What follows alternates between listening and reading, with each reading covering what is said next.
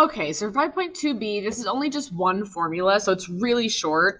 It's just practicing it twice, and that's it. But it's a bit of a complicated formula, so I want to make sure we're understanding how to plug this in. So what we did in the last lesson was we figured out, given an interest rate, given a time period, and a principal, what your monthly payment would be. And again, every single loan, I need to specify here, because we're going to learn later, credit cards work differently. But if it's a loan, student loan, car loan, house loan, whatever, it doesn't matter, it works using that formula. Now, what you can do sometimes, say for example, you go to get a loan and you're like, woo, this payment is too high. I am not going to be able to afford this because that payment is just too high. For example, in the last question, it was a 4-year loan and the payment was $718 for a car. That's a lot for a car. That's like your rent. I mean, in the past, maybe not nowadays. So say you go and you get a loan and they tell you, here's what your payment would be. And you're like, ooh, I can't afford that. Here's what you can ask them. If you know how much you can afford to pay each month. So if you're like, you know what, I can't afford $718, but I can afford $500.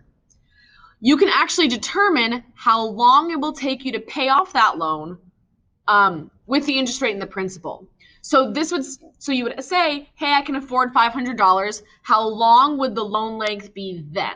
Because obviously, if your payments are smaller, that's going to take you a longer time to pay off the loan. So there's a formula that we use to figure out how long a loan would have to be in order to have a certain payment. So it's right here, loan length formula. I'm going to copy it over. It's another kind of ugly one. I need to clarify a couple things on it. So it's been a while since I've seen this formula. Oh my gosh. Okay, loan length formula. Let's copy it over. This is natural log m over p minus natural log m over p minus r over 12. Yeah. M over p minus r over 12 all over 12 natural log, yeah. 1 plus r over 12. So this is what, again, we call the loan length formula. What your answer is going to be here is a number of years. Because, again, you're saying, I can afford this much. How long would it take me to pay it off then? So a couple things about this formula. Your only variables are M, P, and R. M, P, and R, where P and R are normal, but M is your monthly payment that you're deciding, you know what, I'd like to have this as my monthly payment. If you notice, again, from our monthly payment formula, it's normally P, R, and T. That's because this formula solves for T, right? So we actually are trying to figure out what is the T so that I can have this M. Now, again, these are the only 3 variables. M, P, and R are the only 3 variables. Ln is natural log. I think I remember with my Algebra 2 class last year that I got to this before shutdown. So I think you should have learned about natural logs, but oh no, I do remember doing that. But it's been a very long time. So it's a button on your calculator. Let me find Desmos. Clear this out. Natural log, let's find it here. Functions. Yep, there it is, ln. So it's not a variable. This is not compounding, right? It's ln for that button on the calculator. So all we're going to do is practice plugging this in. And then again, you'll kind of see the context of this, what this means for why we would even use this formula. So example 1 says, Claude wants to borrow $25,000 to purchase a car. So that's how much of a car he wants. That's how expensive. But then he realizes, after looking at his budget, that all he can afford to pay per month is $300. So that's the M that he can afford. And the bank says, okay, we can offer you a 5.9% loan. We know what variable that is.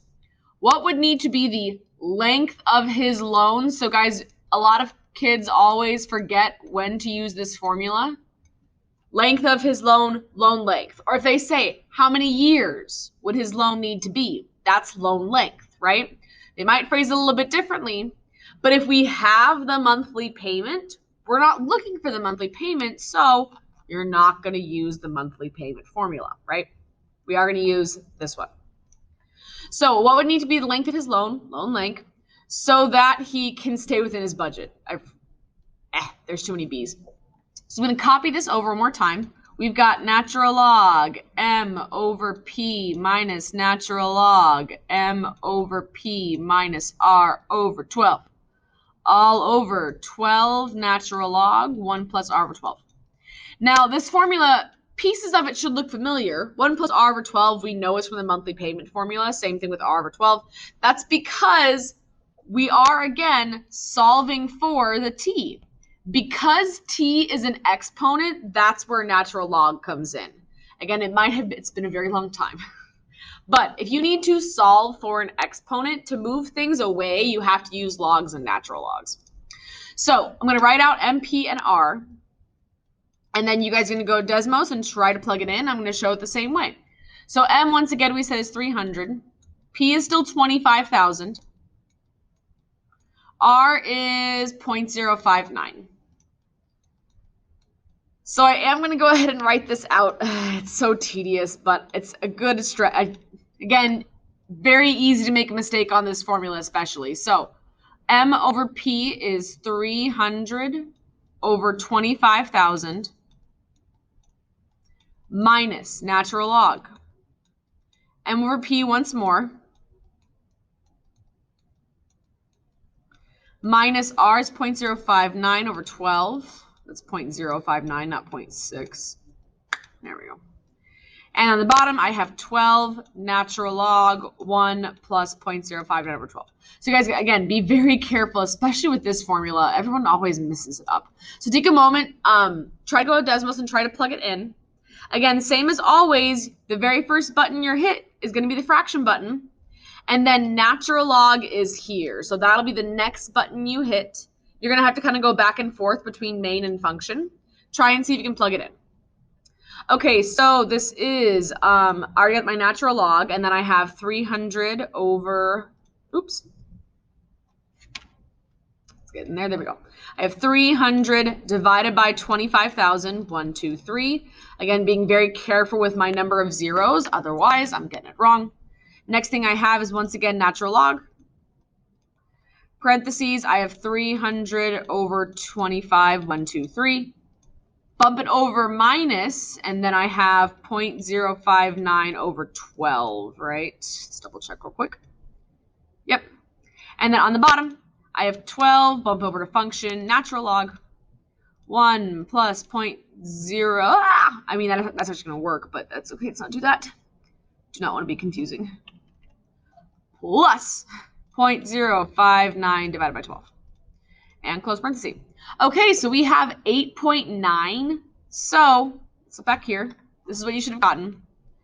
I mean, 8.9596, whatever. But let's go ahead and round this up to the nearest number of years. So you would want a loan length of 9 years, because they're not going to give you an 8.95 loan length. They're going to give you a number of years, right?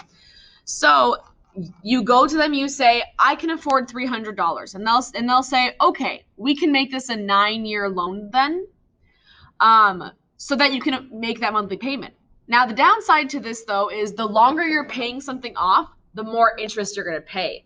So the weird thing is here that even with a lower monthly payment, you are going to pay more interest this way than, say, if you could afford a $500 monthly payment. You would actually pay less in the long run. The longer you're paying off a loan, guaranteed, the more interest you're going to pay. So that is the only downside. However, the upside to that is that's why banks may be more willing to be like, sure, we'll give you a 9-year loan. Why not? Because they're going to get more interest off of you. So if you're going to get a car and they say, here's what the monthly payment is, you can go, ooh, if I can afford this much, can you guys do this math? They would plug it into a computer, but that's the formula the computer would be using to figure out how long the loan would need to be then in that case. So I want you guys to try it one more time. All you're doing is just making sure you can plug in correctly. This formula is really complicated. So go ahead and try that again. And then again, your answer is going to be a number of years. Go ahead and try it. Okay, so I'm going to write this out. I got MPR. I got 350. I got 35,000. Be very careful to plug those in correctly and don't get them mixed up.